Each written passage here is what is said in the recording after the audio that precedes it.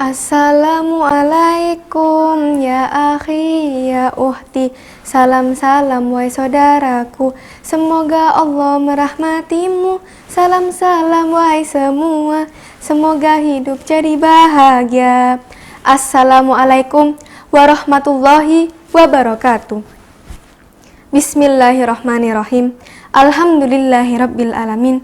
Wassalatu wassalamu ala asrofil anbiya'i wal mursalin wa ala alihi wa ashabihi ajma'in, amma ba'du. Yang terhormat para dewan juri, teman-temanku yang dirahmati Allah, tiada kata yang terucap kecuali syukur atas segala nikmat Allah Subhanahu wa taala. Marilah kita mengucapkan alhamdulillahirabbil alamin. Tak lupa salawat serta salam every time tetap tercurahkan kepada baginda Rasulullah Shallallahu Alaihi Wasallam, karena berkat perjuangannya lah kita dapat menikmati manisnya Islam yang masih bisa kita rasakan dan masih kita perjuangkan hingga hari ini. Teman-temanku yang dirahmati Allah, perkenalkan, nama saya Safinatun Najah dari SMA Muhammadiyah 10 GKB Gersik. Teman-temanku yang dirahmati Allah, sudahkah faham kalian bahwa Islam adalah agama yang menjunjung tinggi umatnya untuk selalu menjaga dan peduli dengan lingkungan? Allah Subhanahu wa taala telah menciptakan bumi beserta isinya dengan susunan yang sebaik-baiknya. Lalu, siapakah yang menjadi khalifah di muka bumi ini? Tentu saja Allah Subhanahu wa taala telah menjadikan manusia sebagai khalifah di muka bumi ini. Allah berfirman dalam Al-Quran surat Al-Baqarah ayat 30.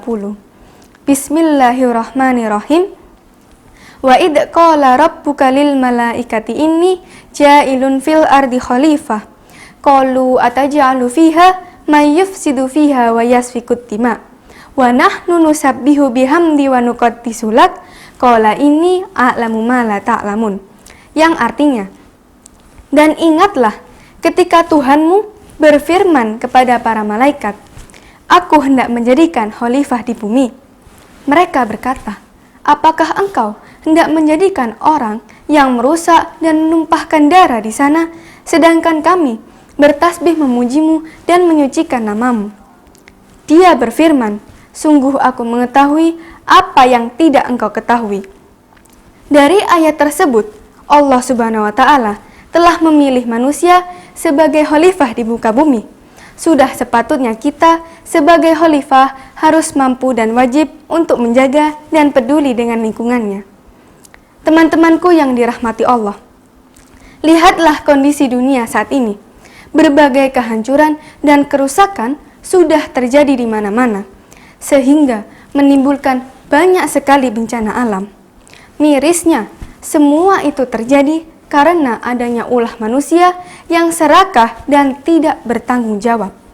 Padahal manusia sendiri sudah memanfaatkan kenikmatan hasil dari lingkungan, namun ia malah menjadi serakah, merusak lingkungan hanya untuk kepentingan sesaat tanpa memikirkan masa depannya. Teman-temanku yang dirahmati Allah, jauh sebelum kondisi dunia seperti ini, Allah Subhanahu wa taala telah menceritakan dan memperingatkan hal ini dalam Al-Quran surat Ar-Rum ayat 41. Bismillahirrahmanirrahim. Dhaharal fasadu fil barri wal bahri bima kasabat aydin nasil yudhiqahum ba'dalladzi amilu la'allahum yarji'un. Yang artinya, telah nampak kerusakan di darat dan di laut disebabkan karena perbuatan tangan manusia, supaya Allah merasakan kepada mereka sebahagian dari mereka perbuat, agar mereka kembali ke jalan yang benar. Teman-temanku yang dirahmati Allah, perhatikan Indonesia saat ini sering mengalami bencana alam. Berita banjir, tanah longsor, kebakaran hutan dan kekeringan sudah tidak asing lagi didengar oleh telinga kita. Ketahuilah teman-temanku, bahwa Allah Subhanahu wa taala mendatangkan bencana alam tersebut bagi manusia yang suka melakukan kemaksiatan di dunia, agar manusia sadar dan kembali ke jalan yang benar. Teman-temanku yang dirahmati Allah, Indonesia adalah negara yang memiliki banyak sekali kekayaan alam. Salah satunya adalah hutan.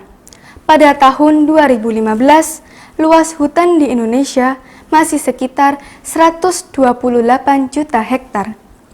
Namun, seiring bertambahnya waktu, luas hutan di Indonesia banyak mengalami penurunan. Banyaknya hutan-hutan di Indonesia sudah tergantikan dengan gedung-gedung yang tinggi, pabrik, dan perumahan. Teman-temanku yang dirahmati Allah, banyaknya penebangan pohon tanpa dipilah-pilah akan mendatangkan bencana alam banjir dan tanah longsor. Dalam agama Islam, Rasulullah SAW menghimbau umatnya untuk tidak menebang pohon dengan semena-mena. Sebab pepohonan sendiri memiliki manfaat bagi kita manusia tentunya. Tidak hanya itu, pepohonan juga dapat melestarikan lingkungan sekitar, seperti tempat tinggal para satwa di sekitarnya. Rasulullah SAW bersabda, "Man qata'a sidrata," barang siapa yang menebang pohon bidara, sawaballahu ra'sahu finnar, maka Allah akan membenamkan kepalanya di dalam api neraka. Hadis riwayat Abu Daud. Dari hadis tersebut, Rasulullah SAW memperingatkan bagi siapa yang menebang pohon, maka Allah akan membenamkan kepalanya di dalam api neraka.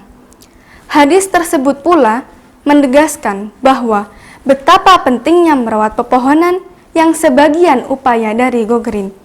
Teman-temanku yang dirahmati Allah, jika seorang saja menebang pohon, maka sama saja ia menghancurkan ribuan kehidupan yang ada di dunia ini.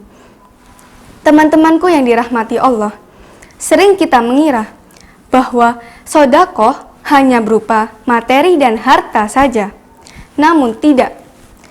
Menanam tanaman juga bagian dari sedekah.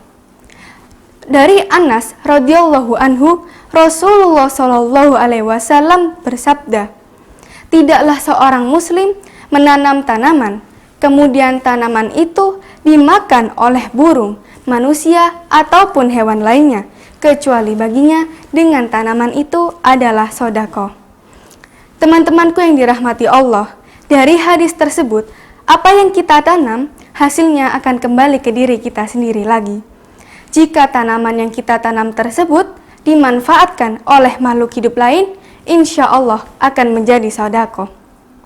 Teman-temanku yang dirahmati Allah, menjaga lingkungan juga mesti bijak dalam penggunaan sumber daya alam. Rasulullah SAW mencontohkan umatnya untuk tidak menggunakan sumber daya alam secara berlebihan.